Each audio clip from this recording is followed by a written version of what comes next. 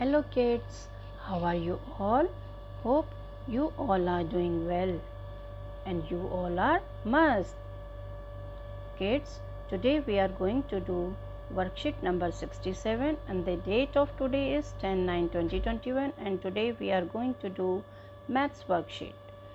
तो बच्चों आज हम इस मैथ्स वर्कशीट में क्या करने वाले हैं वो मैं भी बताती हूँ। सबसे पहले मैं आपको ये बता दूँ कि यहाँ पर आपको अपना नाम लिखना है, यहाँ आपको अपना सेक्शन लिखना है, यहाँ अपनी टीचर का नाम लिखना है। तो आज हम इस मैथ्स की वर्कशीट में जो करने वाले हैं वो है divide a given number by another number using equal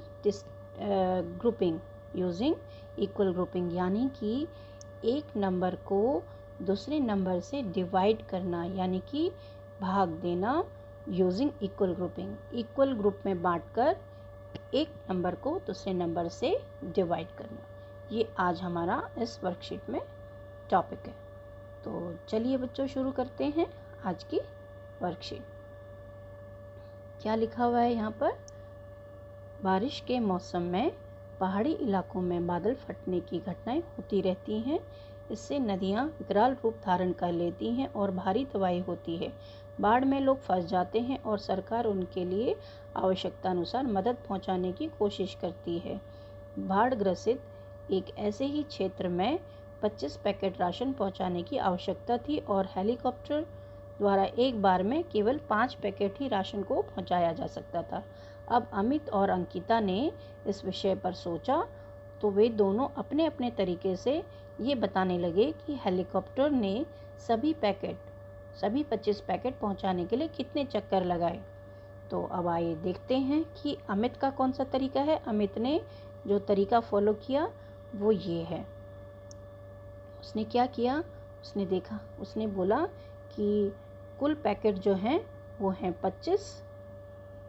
कुल पैकेट कितने हैं देखिए इसको और अच्छी तरीके से मैं आपको बताती हूँ। कुल पैकेट हैं 25, जिस 2 चक्कर लगाने में 10 पैकेट लगे। तो अब कितने बचे? 25 में से 10 निकाल देंगे तो 15। अब 2 चक्कर फिर से और लगाए उस हेलीकॉप्टर ने। तो अब जब 2 चक्कर लगाएगा तो 2 चक्करों में कितने बटेंगे? 10। तो 15 में से 10 और निकाल देंगे, माइनस कर देंगे तो कितने पैकेट बचेंगे? 5। तो ये 5 पैकेट बच गए। अब अगला चक्कर जब वो हेलीकॉप्टर मारेगा तो वो 5 के 5 पैकेट बांट के आ जाएगा। तो अब टोटल उसके पास कितने पैकेट बचेंगे? 0 पैकेट। तो अब टोटल कितने चक्कर लगाए उसने? पहले 2 चक्कर लगाए, फिर 2 चक्कर लगाए, फिर 1 चक्कर लगाए। तो कुल मिला के 5 चक्कर में वो अपने पूरे पैकेट बांट के आ गया। अब आइए देखते हैं अंकिता का कौन सा तरीका है जिससे वो इस पैकेट को बांट पाएगी। तो उसके पास अंकिता ने देखा कि 25 पैकेट हैं उनके पास, फिर 2 चक्कर लगाए हैं हेलीकॉप्टर ने, तो 2 चक्कर में वो 10 पैकेट बांट के आएगा। टोटल उसके पास अब 15 पैकेट बचे हैं हेलीकॉप्टर के अंदर। अब अगले 3 चक्कर लगाएगा। एक चक्कर में 5, दूसरे चक्कर में 5, तीसरे चक्कर में 5। तो कुल मिला के कितने 3 चक्कर में कितने बांट कर आएगा वो पैकेट? 15 पैकेट। तो अब उसके पास अब कितने पैकेट बचेंगे? 0। तो इसका मतलब उसने कितने चक्कर लगाए? पहले 2 चक्कर लगाए, फिर 3 चक्कर लगाए। तो टोटल कितने चक्कर हो गए बच्चों? 5 चक्कर। तो इसका मतलब उस हेलीकॉप्टर ने 5 चक्कर लगाए। अब आपसे ये बोल रहा है कि आप अपने तरीके बताइए जिससे ये 25 पैकेट वो हेलीकॉप्टर बांट के आ जाए। तो आप ऐसे कर सकते हैं कि पहले 25 पैकेट थे, 25 में पहले चक्कर में 5 बांट के आ गया तो कितने बचे? 20। फिर 5 बांट के आ गया, फिर कितने बचे उसके पास? 15।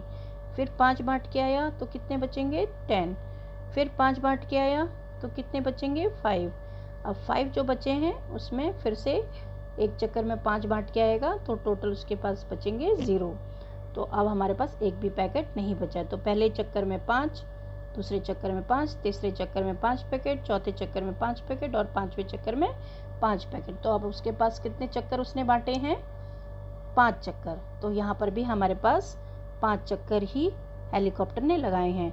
तो अब हम क्या देखते हैं कि अलग अलग तरीक़ों से भी जो है हेलीकॉप्टर में जो 25 पैकेट थे वो बांटे जाते हैं, तो भी हमारे पास कितने चक्कर लगते हैं, चाहे किसी भी तरीके से वो 25 पैकेट बांटे वो हेलीकॉप्टर, 5 चक्कर में ही जो है 5 चक्कर में ही वो अपने पैकेट्स बांट पाता है।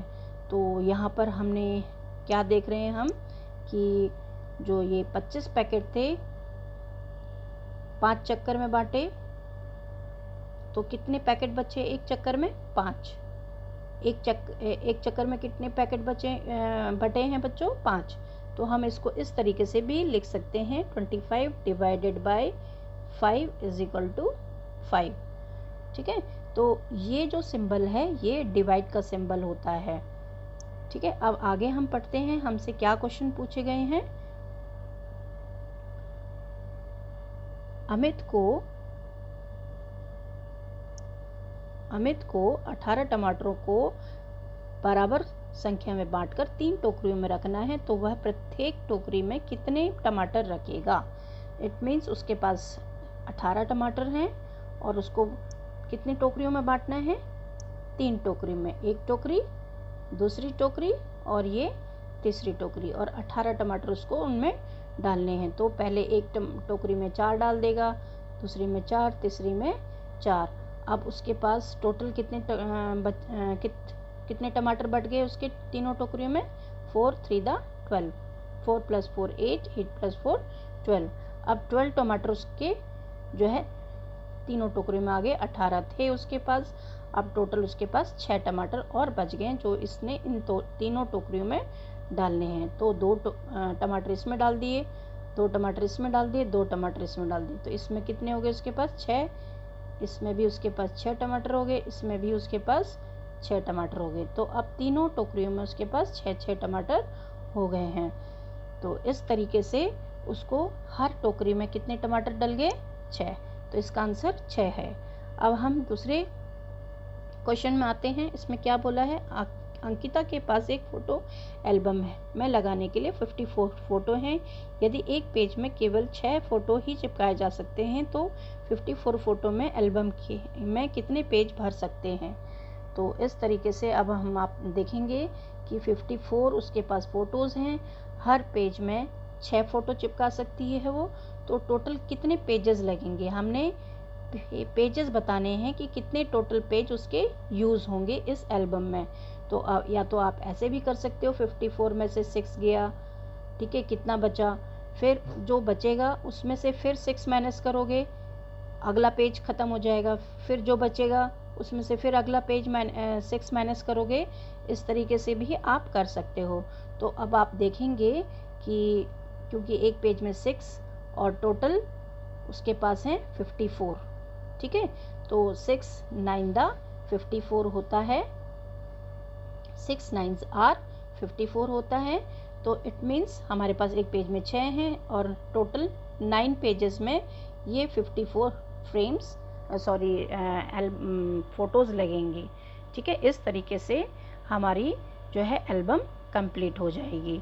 तो अब हमारे पास नेक्स्ट सेक्शन है अभिभावकों के लिए सुझाव। इसमें बच्चों को बताना है, पेरेंट्स को, कि घरों से निकलने वाले कचरे का व्यवस्थित रूप से निकास न होने से किस प्रकार नालियों में कचरा जमा हो जाता है, इन कचरा जमा होने के कारण किस प्रकार जल भराव की स्थिति उत्पन्न हो जाती है, इस पर चर्चा करनी है और इसको किस तरीके से निपटा जा सकता है ये बच्चों के साथ डिस्कस करना है। क्योंकि बरसात का सीज़न चल रहा है, मौसम चल रहा है, तो अगर आप नालियों अपने घर के आसपास का कचरा हम अगर साफ़ नहीं करेंगे तो ये कचरा उड़ के नालियों में पहुंच जाता है और नालियों में से पानी आगे नहीं बहता है और जल भराव की स्थिति उत्पन्न हो सकती है। और पानी आगे न बहने के कारण जो जल भर गया है उसमें कई तरह के मच्छर मक्खियाँ पनप जाती हैं, जिससे कई सारी बीमारियाँ उत्पन्न हो सकती हैं और महामारी भी गंदगी के कारण हो सकती है, बदबू भी फैल सकती है। ठीक है, तो इस तरीके से हमें कचड़े को कचड़ेदान में डालना चाहिए और कचरा इधर उधर नहीं फैलाना चाहिए। तो इस तरीके से हमारी ये वर्कशीट कंप्लीट होती है। Thank you.